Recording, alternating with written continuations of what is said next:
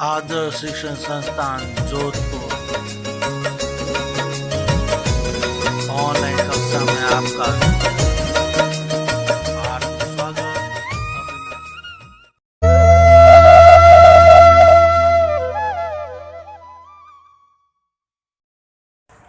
नमस्कार मित्रों, आज हम कक्षा 9वीं विषय गणित पाठ 4 दो चर वाले रेखीय समीकरण के बारे में पढ़ने वाले हैं।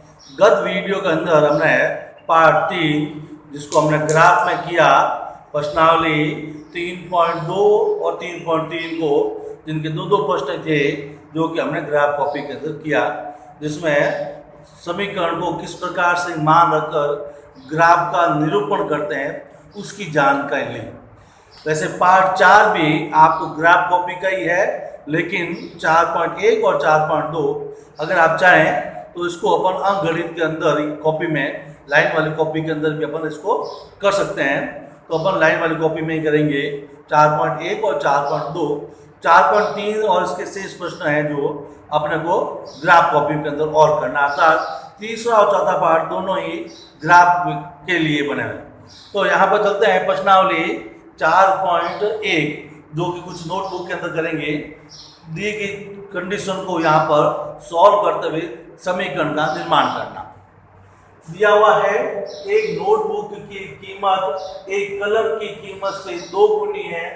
इस कथन को निरूपण करने के लिए दो चर वाले रेखीय समीकरण, अर्थात दो चर का मतलब है x और y, दो चरों के अंदर आपको समीकरण बनाना, अर्थात बराबर 0, इस प्रकार से निरूपण करना है। तो यहाँ पर आप लिखेंगे एक कलम की जो कीमत है वो नोटबुक से कितनी है, 2 गुनी, अर्थात यहाँ कलम और नोटबुक दो चीजें हैं। तो अपन यहाँ पर नोटबुक को तो कीमत को मान लेते हैं x रुपए और कलम की कीमत को मान लेते हैं y। तो ये तो हमने मान लिया x और y कीमत है, और इसके लिए समीकरण क्या बनाना है, कलम की कीमत। यहाँ लिखा हुआ है नोटबुक की कीमत, नोटबुक की कीमत है वो किसके बराबर है, कलम से दुगुनी, अर्थात कलम की कीमत को 2 से गुणा करना है। तो नोटबुक की कीमत बराबर 2 गुणा कलम की कीमत। नोटबुक हमने किसको माना है, हमने नोटबुक को हमने x माना है बराबर 2, कलम को हमने क्या माना है y, तो यहाँ पर गुणा 2। अब यहाँ पर 2 का y से गुणा कर दिया तो 2y, और इसका पक्षांतर इधर कर दिया तो क्या हो गया, प्लस का बन गया माइनस, अर्थात x माइनस 2y बराबर 0। इस प्रकार से इस प्रश्न कहता है रेखीय समीकरण लिख दो दिए, यहाँ पर इसका समीकरण बनकर अपने पास में तैयार हो गया। अब इसे के प्रश्न क्रमांक नंबर 2 लेते हैं।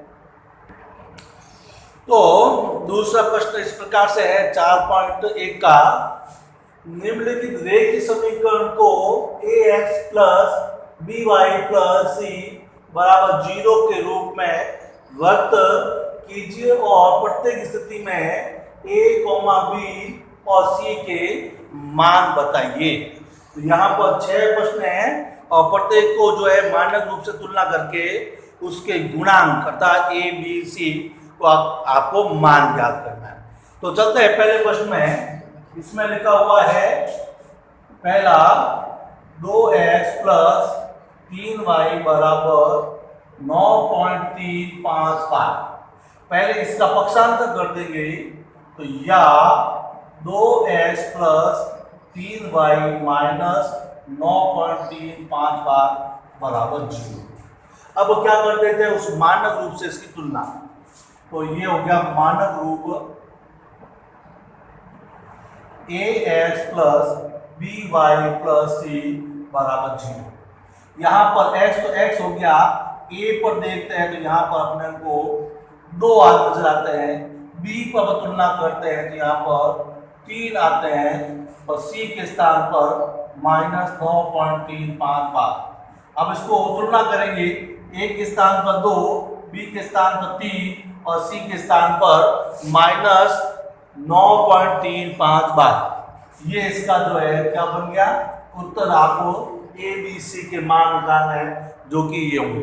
अब चलते हैं दूसरे प्रश्न में। जहाँ लिखा हुआ है x माइनस, इसको अपन लिख सकते हैं 1/5y माइनस 10 बराबर 0। अब इसकी इससे तुलना कर देंगे मानक रूप से, मानक रूप A X plus B Y plus C बराबर 0, जो कि ऊपर दिया हुआ है इससे तुलना करते हैं। यहाँ पर x अगर कोई अंक नहीं तो अपन मानेंगे a, अर्थात a का मान हुआ a। b की तुलना करते हैं, b के स्थान पर है -1/5, और c से तुलना करते हैं तो -10। इस प्रकार से इसकी तुलना करके अपने को जो है मान निकालना था। तीसरा प्रश्न लेते हैं, यहाँ पर दूसरा हो गया। तीसरा प्रश्न लेते हैं, -2x प्लस 3y बराबर 6। 6 का पहले पक्षांतर कर लेते हैं, या -2x प्लस 3y -6 बराबर 0। अब इसकी मानक रूप से तुलना कर देते हैं, तो हुआ मानक रूप ax plus by plus c बराबर 0। अब यहाँ पर देखते हैं, a के स्थान पर हुआ -2, b के स्थान पर हुआ 3 और c के स्थान पर हुआ -6। इस प्रकार से इसके मान अपने को जो है प्राप्त हुए। इसी प्रकार अपन देखते हैं इसका जो है फर्स्ट क्रमांक नंबर, जो कि यहाँ पर हो जाएगा अपना। तो फिर अगला नेक्स्ट लिख देते हैं मैं। तो चौथा प्रश्न ये रहा, x बराबर 3y। अब इसका पक्षांतर कर देते हैं, या x -3y, यहाँ पर अचर पद नहीं है तो यहाँ पर 0 लिख देते हैं बराबर 0, क्योंकि कोई अंक नहीं है। 0 जोड़ने से इसका मान में कोई परिवर्तन होता नहीं है, तो 0 लिख दिया। अब यहाँ पर मानक रूप से तुलना कर देते हैं, तो ax plus by plus c बराबर 0। x का कोई अंक नहीं तो यहाँ पर अंक क्या लिखेंगे, 1। यहाँ तुलना करते हैं, तो a के स्थान पर हुआ a, b के स्थान पर हुआ -3 और c के स्थान पर कोई अंक नहीं, तो हम यहाँ पर क्या मानेंगे, 0। अब करवाते हैं पांचवा प्रश्न, जिसमें लिखा हुआ है 2x - 5y। अब पहले y का अपन क्या कर देते हैं, पक्षांतर। तो 2x प्लस का 5y, यहाँ पर अंक कुछ नहीं है तो 0 मान लेते हैं बराबर 0। माइनस का पक्षांतर करने पर क्या हो गया, प्लस का। अब इसके नीचे लिख देते हैं मानक रूप ax plus by plus c बराबर 0। तुलना करने पर a का मान 2, b का मान 5 और c का मान कुछ नहीं तो 0 प्राप्त हुआ।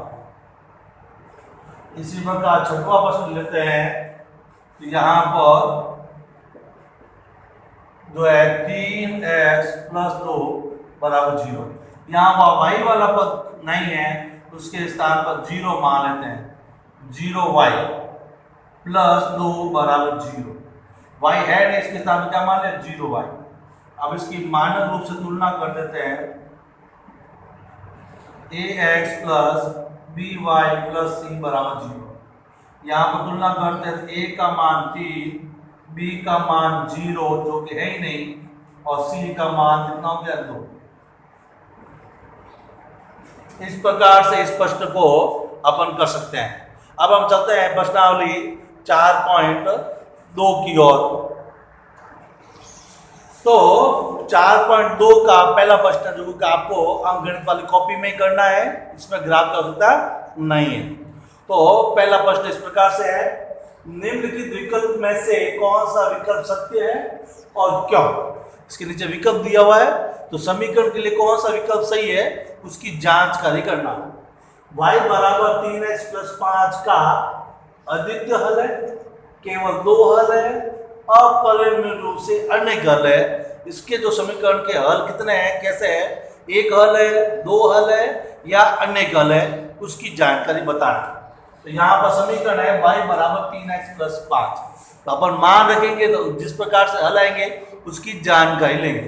तो पहला मान रखा x बराबर 0, तो y का मान हुआ 3, 0 प्लस 5 बराबर 0 प्लस 5, अर्थात y का मान प्राप्त हुआ 5।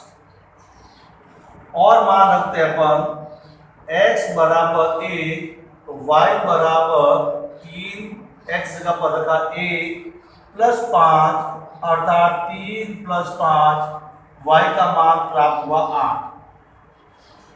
और मान रखते हैं x बराबर रखा 2 y बराबर 3 2 प्लस 5 6 प्लस 5 अर्थात मान प्राप्त हुआ 11।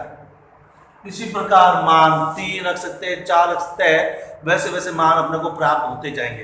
अर्थात एक उत्तर आया, पहला पूछा आदित्य और मतलब एक उत्तर नहीं और आ रहा है, दूसरा आ गया, तो केवल 2 ही उत्तर है, नहीं तीसरा और आ गया, तो ये 3 ही उत्तर है कि नहीं 4 भी आ सकता है, 5 भी आ सकता है। वैसे वैसे मान बढ़ाते जाओगे, ऐसे ऐसे आपको y के मान बढ़ते जाएंगे, अर्थात इसके बहुत सारे उत्तर आ सकते हैं। तो थर्ड ऑप्शन राइट हुआ, अपरिमेय रूप से अनेक हल है। यहाँ पर जो उत्तर क्या हुआ, उत्तर हो गया थर्ड वाला,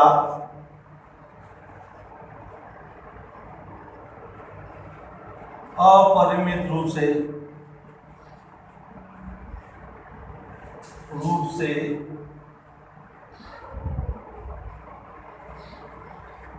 अनेक हल है। ठीक है, इस प्रकार से इस प्रश्न को कर सकते हैं। तो आदर्श शिक्षा संस्थान की ऑनलाइन क्लासेस को लाइक और सब्सक्राइब करना नहीं भूलें। धन्यवाद।